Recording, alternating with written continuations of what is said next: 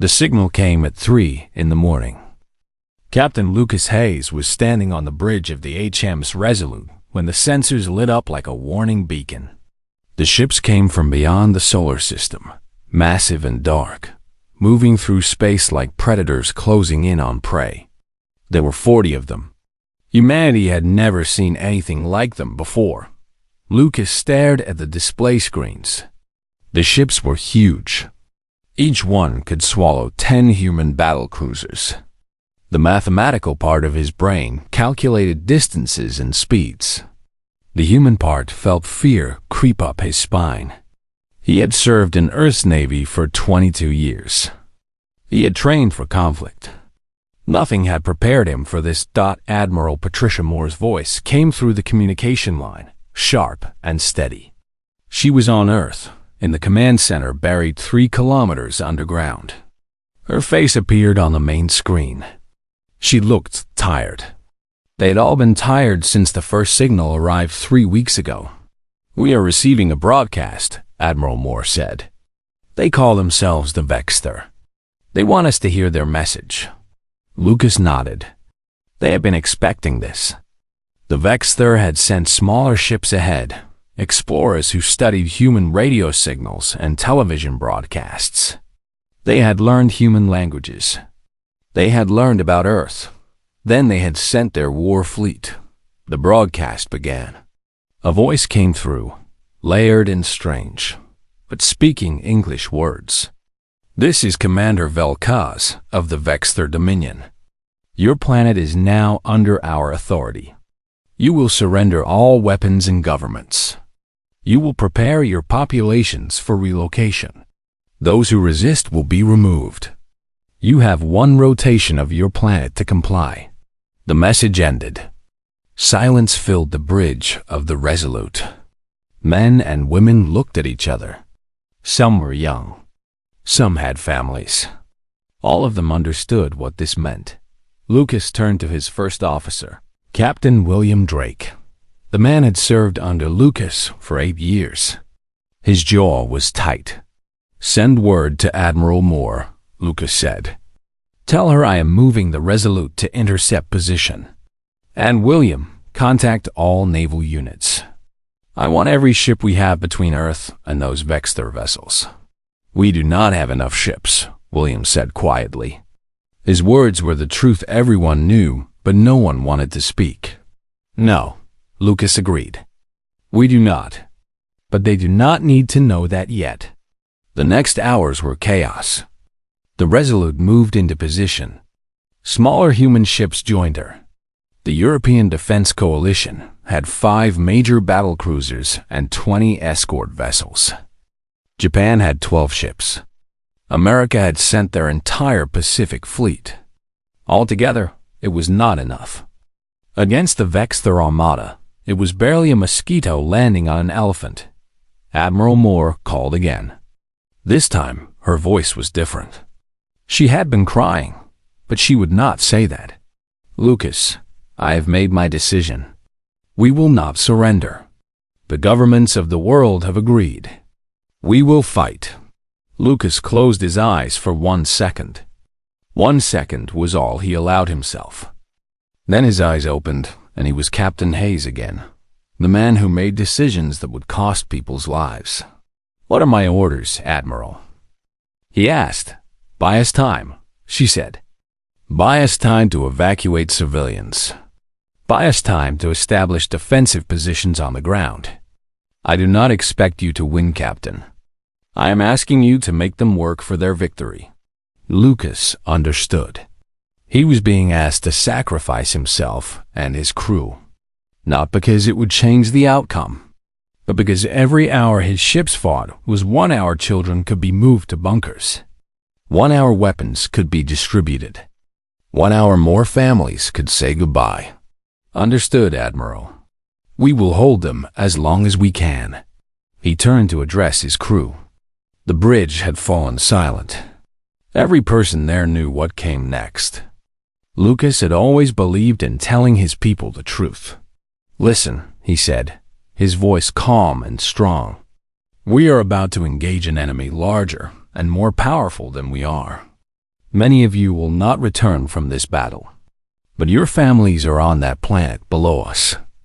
The people you love, the people you are fighting for, they have hours to find shelter because of what we do here. That means something. That means everything. We will make these hunters work. We will show them that humans do not break easily. We will show them that we fight for something more than power or wealth. We fight for home. We fight for each other. The battle began as the sun rose over Earth.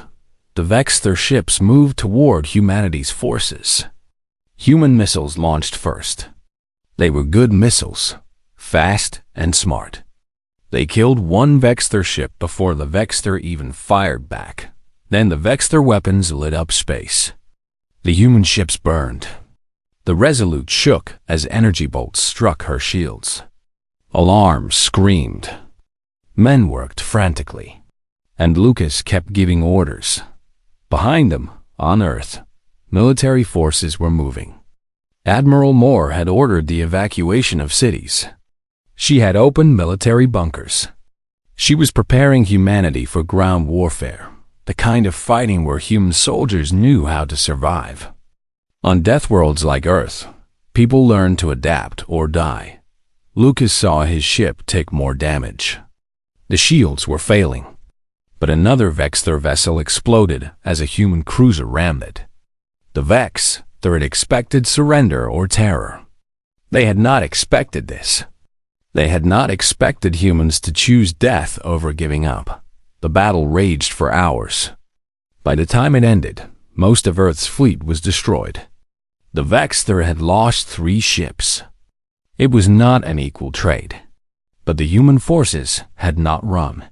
They had not begged for mercy. And they had bought 14 hours. The Resolute was dying. Her engines were offline. The shields were gone. But she was still moving toward Earth like a final shield protecting the world below. Lucas stood on his bridge, watching the damage reports roll in. "Captain," William said. His voice was steady, but there was something in it Lucas had never heard before. "It has been an honor serving with you." Lucas put his hand on his first officer's shoulder. "The honor was mine, William. Now get the crew to the evacuation pods." "That is an order." The crew of the Resolute abandoned ship as the Vexter fleet moved toward Earth. Lucas stayed on the bridge. Someone had to see this through. Someone had to bear witness.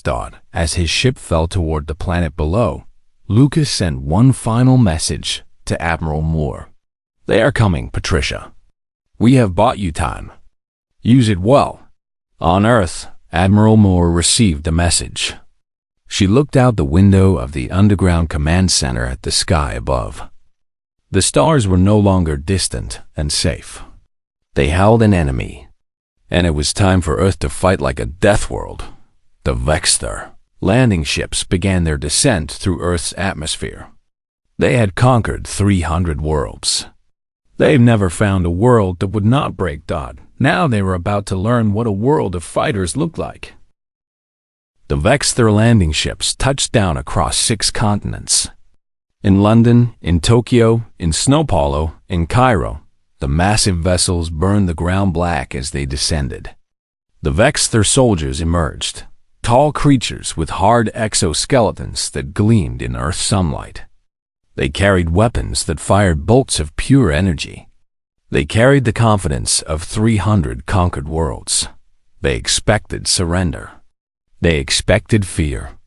They had learned about humans from broadcasts and signals. Humans were soft.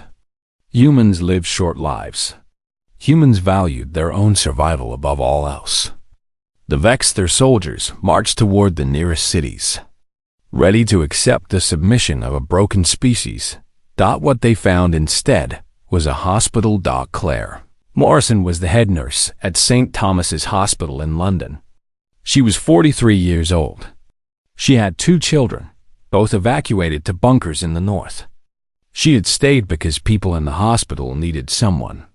And Claire had never been the type to run when people needed her. The Vexter soldiers came through the hospital doors just as morning light filled the corridors. There were 6 of them. Behind them came more soldiers with scanning equipment. They were here to secure the location, to take inventory of human resources and medical technology. Claire stood in the hallway with 8 other staff members and 47 patients who could not walk. Sick people, injured people, children in the pediatric ward. She had told everyone to hide, but the children could not hide. The elderly could not run. One of the Vexter soldiers, a massive creature with a scar across its face, pointed at Claire.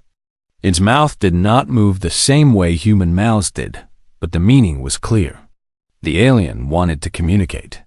Humans will vacate this structure, the creature said in its layered voice. This building is now under Vexter control. You have 1 unit of time. Claire stepped forward. She was small compared to the Vexter. Her hand barely reached its chest. But she looked into what she thought were its eyes and did not step back. No, she said that the Vexter soldier did not seem to understand the word. Its head tilted. Claire knew that gesture. It meant confusion. The Vexter had conquered 300 worlds. No one had said no to them. Not recently. Not in a long time. These people cannot walk, Claire continued. These patients will not leave this hospital. You will have to kill us here, but you will not make us abandon them. The Vexter soldier made a sound. It was not a language sound. It was a signal to the other soldiers. They raised their weapons. Claire felt her heart hammer in her chest. Fear was there, real and sharp. But underneath the fear was something stronger. These were her patients. She had cared for them. She would not run. Her staff had moved behind her. The 8 other medical workers stood in the hallway, blocking the path to the wards. Not one of them had run when she stood her ground. They understood. Humans protected their own. For reasons the Vexter would not understand until much later, the soldiers did not fire. Perhaps it was the absolute certainty in the woman's voice. Perhaps it was something in human physiology that the aliens had not learned to read. Whatever the reason, the soldiers held their weapons steady but did not pull the trigger. The scarred Vexter made a different sound. The soldiers lowered their weapons slightly. The alien gestured to Claire. It pointed to the medical equipment, the beds, the supplies. You will remain. But you serve Vexter needs now. Humans will treat Vexter wounded. You understand? Claire nodded. She understood perfectly. The Vexter had been shocked by human refusal. Shocked by the willingness to die for others. They had no protocol for this. So they had adapted. And Claire had bought time for her patients and her people. 20 kilometers away, Major Derek Thompson was in a different kind of battle. Derek commanded what was left of the European Defense Forces. The main military had been destroyed in space.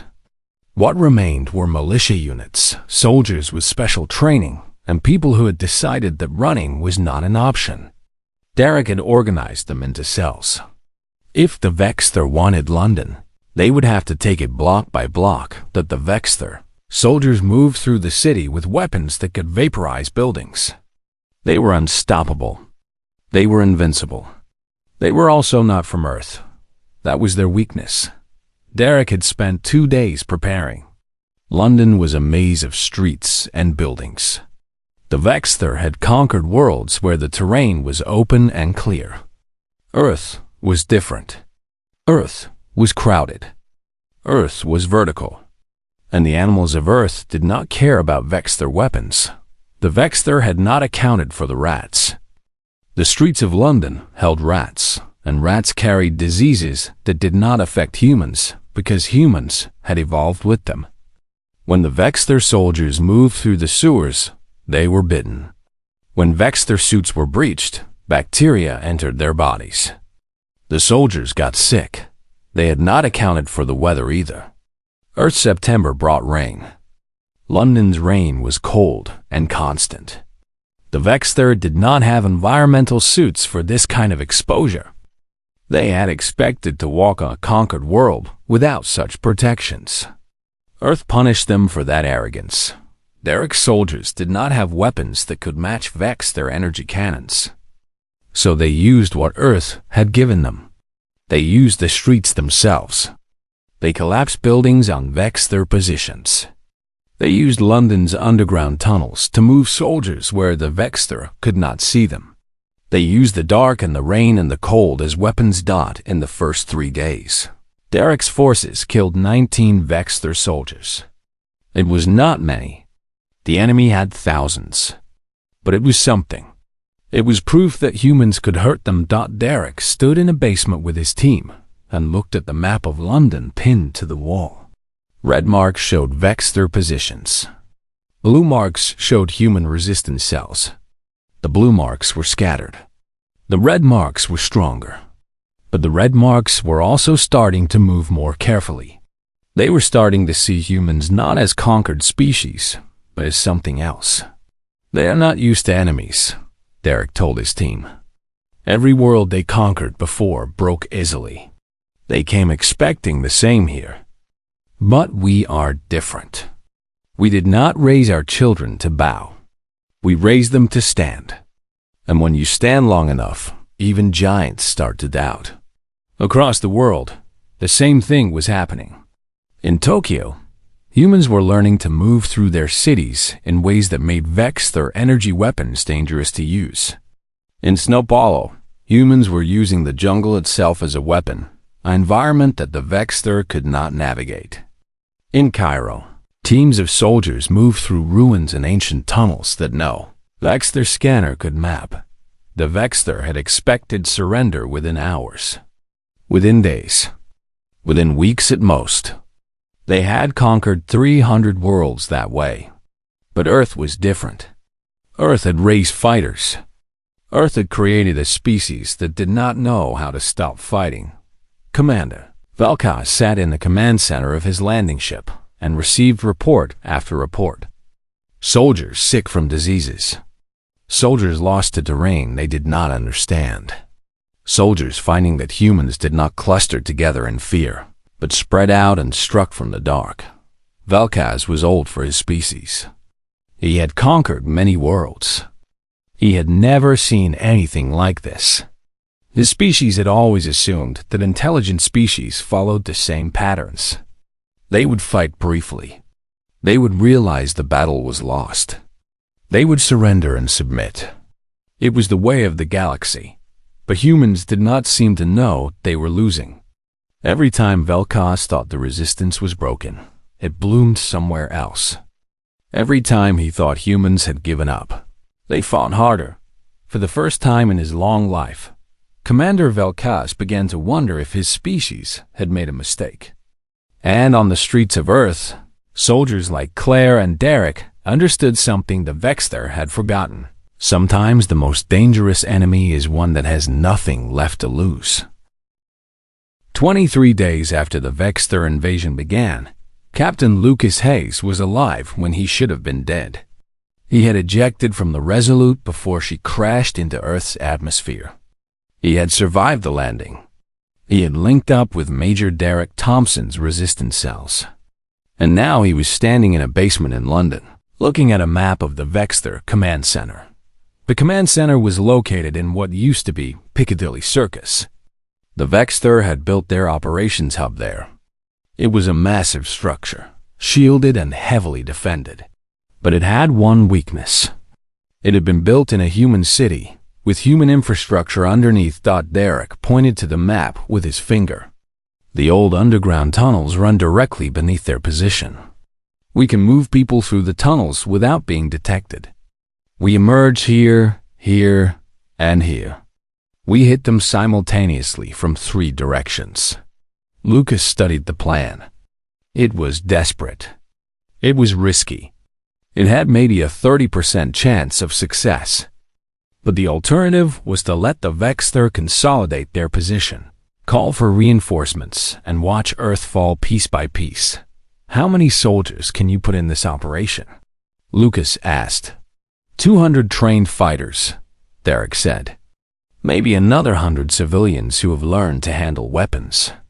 Everyone else is needed to maintain the resistance in other cities.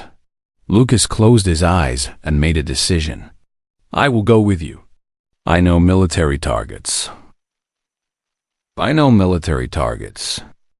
can identify what is important in their command structure. Derek nodded. No argument. No discussion. They understood each other. Soldiers did. Claire came to see them before they left. She was dirty and exhausted. She had been working the hospital for the past 3 weeks with barely any sleep. But there was a light in her eyes that had not been there before. You are going to attack them, she said. It was not a question. Yes, Lucas said. Then you need to know something, Claire said. She pulled a folder from her bag. Inside were medical scans, data sheets, notes. I have been treating wounded Vexter, the ones we could not turn away. And I have learned things about their biology. She laid out the information. The Vexter were hardy creatures, built for harsh worlds like humans were. But they had one critical weakness. Their nervous systems were different. They used a different chemical process for neural transmission. Certain earth medicines, painkillers specifically, affected them differently than humans. In high doses, those medicines cause paralysis. I have synthesized a version of the drugs, Claire continued. It is strong enough to incapacitate a Vexter for 6 hours. It will not kill them, but it will remove them from combat. Lucas understood what she was telling him, what she was risking. You could be executed for this, he said, if they discover what you have done. I know, Claire said simply. But you asked me what I was fighting for. This is what I am fighting for.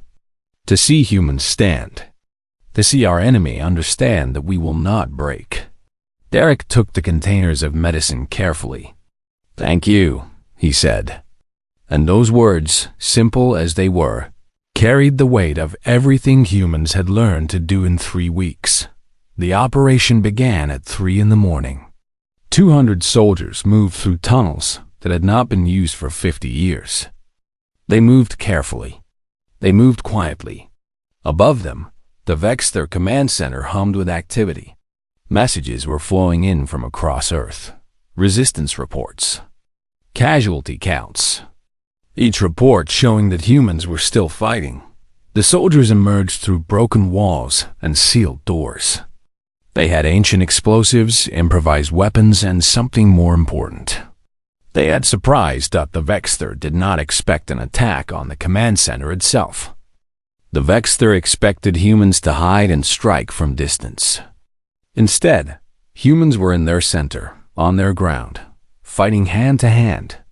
Lucas led a team to the communications center. The Vexter soldiers there did not die easily. They were stronger than humans. Their armor was better.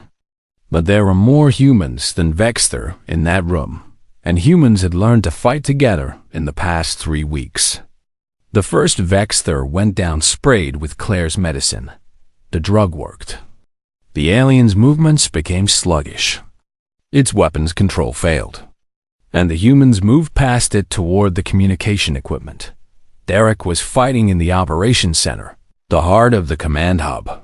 He saw Commander Velkaz himself there, directing troops, planning the next phase of Earth's occupation.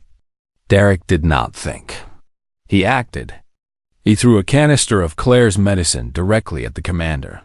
The canister broke against Velkaz's face. The old Vexter's eyes widened. He felt the drug enter his system, felt his movements becoming heavy. And for the first time in 300 years of conquest, Commander Velkaz was helpless. The attack lasted 4 minutes. Then human and Vexter reinforcements arrived. Derek ordered a withdrawal. The soldiers moved back to the tunnels, fighting as they went. They took casualties. 15 of Derek's people did not come back out of the tunnels. But they had succeeded. Partially, they had struck the command center. They had shown that nowhere on Earth was safe for the Vexter. and they had captured something important. In the chaos, a young Vexter officer named Keth had been separated from his unit. Instead of being killed, he had been taken prisoner. Keth was different from the other Vexter. He was younger, and something in the way humans fought, the way humans died for each other without hesitation, had broken something in his certainty. In an interrogation room, Lucas sat across from the alien. For the first time, a Vexter had to face the question that had been nagging at his people since they arrived. "Why do you not surrender?" Lucas asked. The question was simple. The answer was not. Keth made a sound that might have been stress. His translator device rendered it as confused noise. "You cannot win. You have no technology to match ours. You have no weapons that can defeat our fleet. By every measure, you are defeated. Why do you continue?" Lucas thought about this carefully. He thought about Claire in the hospital. He thought about Derek in the streets. He thought about the children in the bunkers and the soldiers who had died so those children could live. "Because we do not fight to win," Lucas said. "We fight because not fighting means surrender. And we cannot surrender. Not while our people need us. Not while our children need us. In my country, we have a saying. We say that it is always too soon to give up." Keth was silent for a long time. Then the alien spoke again. "This does not make sense. This is not how war functions." "No," Lucas agreed. "War functions through victory and defeat. But humans function through other things. Through love. Through loyalty. Through the simple refusal to abandon our own." In his cell, Keth sat alone and understood something the Vexter had forgotten. The Vexter had conquered through overwhelming force and the certainty that surrender was inevitable.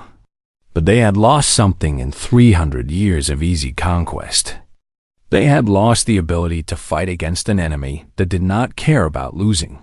And in the command center, in the deep underground bunker where Admiral Moore directed Earth's defense, a message was being assembled. A message to all humans across the globe. A message that said they were not alone. A message that said they were winning. Commander Vel'Koz lay in the Vexter medical bay, paralyzed and furious. He received report after report. Humans had struck the command center. Humans were coordinating attacks across all continents. Most critically, humans had shown that they could reach the Vexter, could hurt them, could make them afraid. Vel'Koz made a decision. A final decision. If Earth would not surrender, Earth would burn. He would order orbital bombardment. He would reduce the planet to ash. And the Vexter Dominion would claim victory, even if that victory cost them the world they came to conquer. But he did not know that Keth had seen what the Vexter had become. And Keth was about to make a choice that would change everything. Keth made his choice in the darkness of his cell. Around him, he could hear the sounds of the human bunker. Soldiers preparing weapons. Medical workers treating the wounded. Children crying because they were hungry. The sounds of a species refusing to die. The young Vexter officer had been alive for 67 years. In Vexter terms, he was barely mature. He had grown up in the Dominion when it was already the master of 300 worlds. He had never questioned that mastery, never doubted the path his people walked, until he came to Earth and saw humans choose death over submission. Keth made a sound that the guards could not understand. It was not a call for help. It was a decision being voiced into the darkness. When the guards came to check on him, the young officer told them something that would change the course of the invasion. "I will talk," Keth said. "I will tell you things. Important things. But I need to speak with Captain Hayes alone." The guards took him to see Lucas. The human captain sat across from the Vexter officer with his hand resting near a weapon. Trust had not been earned yet. But something in Keth's posture, some signal of submission and request, made Lucas wait. "My people will destroy your world. Keth said without preamble. Commander Vel'Koz has ordered orbital bombardment. In 18 hours, this planet will burn. All resistance will end. Not because humans will surrender, but because there will be no humans left to resist. Lucas felt ice move through his chest. This was the end. This was the moment when humanity's refusal to die would become meaningless. Because the Vexter could simply choose not to conquer. They could choose to annihilate. Why are you telling me this? Lucas asked. Keth made a sound that might have been a sigh. Because I have seen something in the past 3 weeks that my people have forgotten. I have watched humans care for Vexter wounded.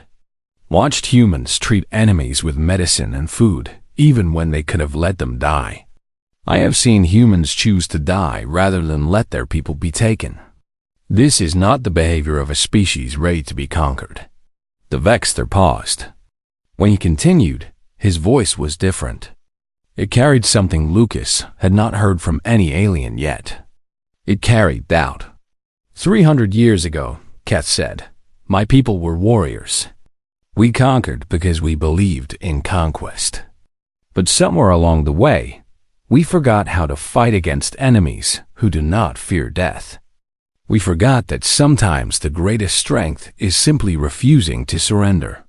You have reminded me, and I will not let my people destroy that reminder by burning it from the sky.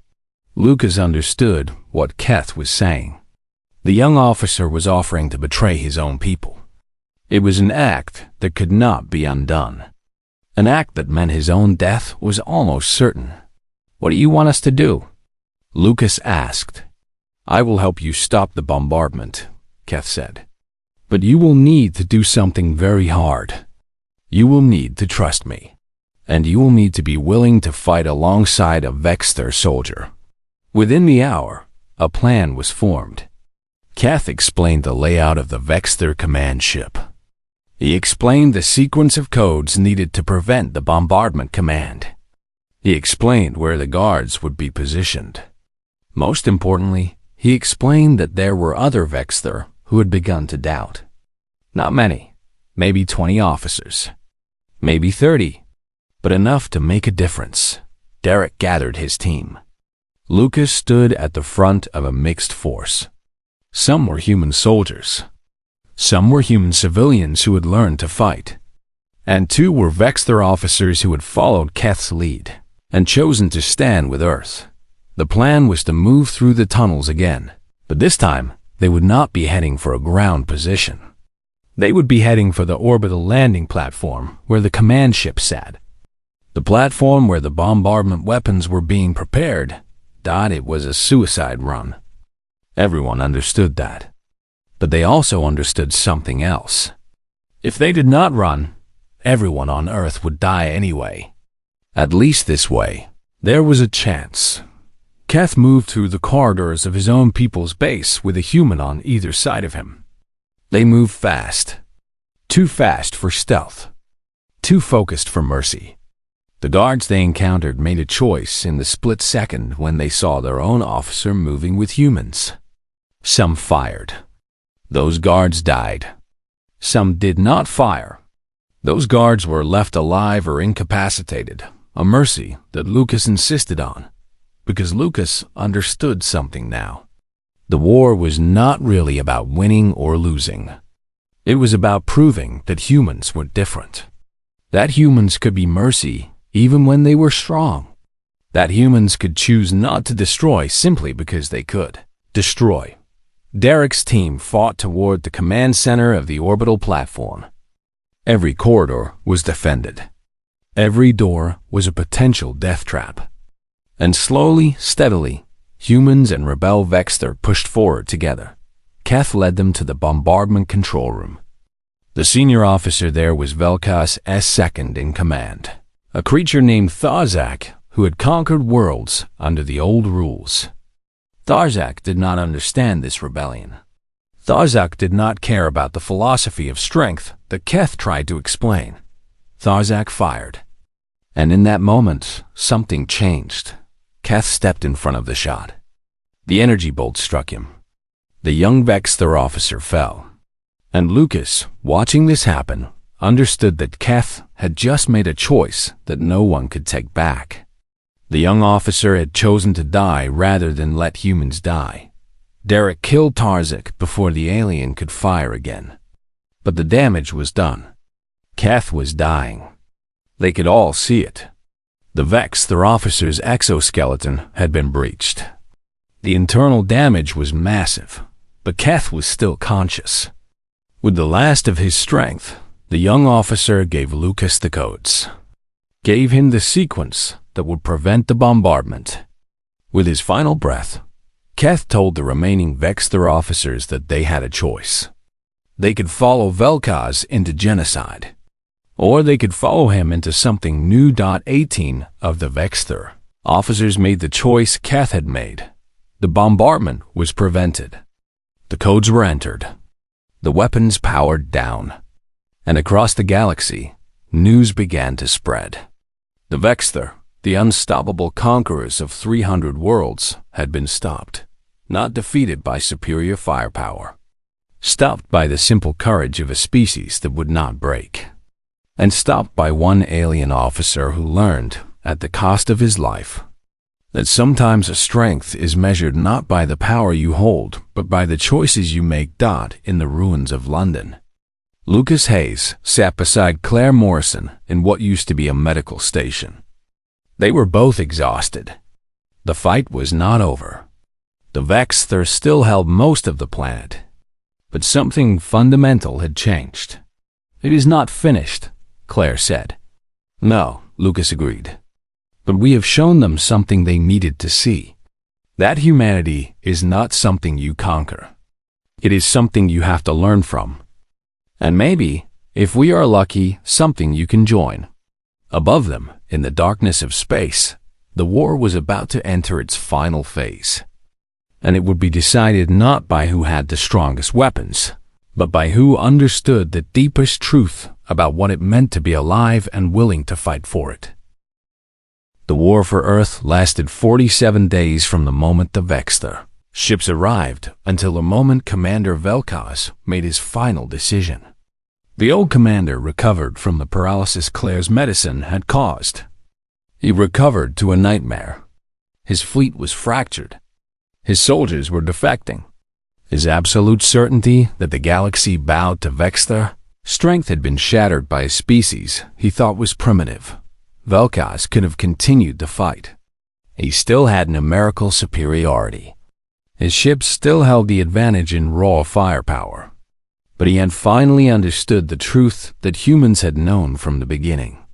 You cannot conquer people who are willing to die. You can only destroy them.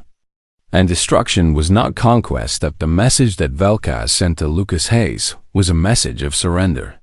Not from humanity, but from the Vexter.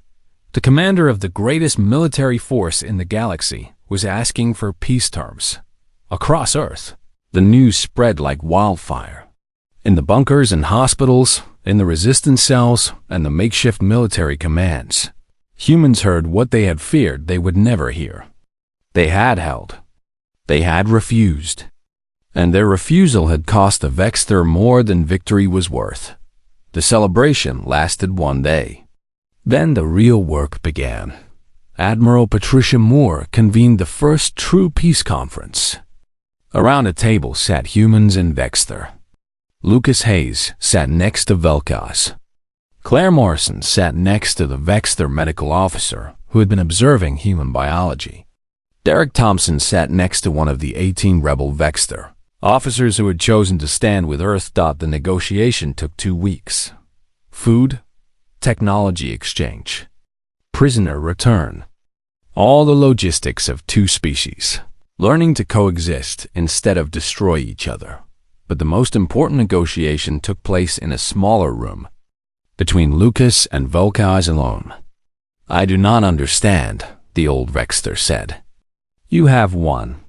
You could demand our complete withdrawal from this region of space. You could demand reparation and resources. Instead, you offer alliance."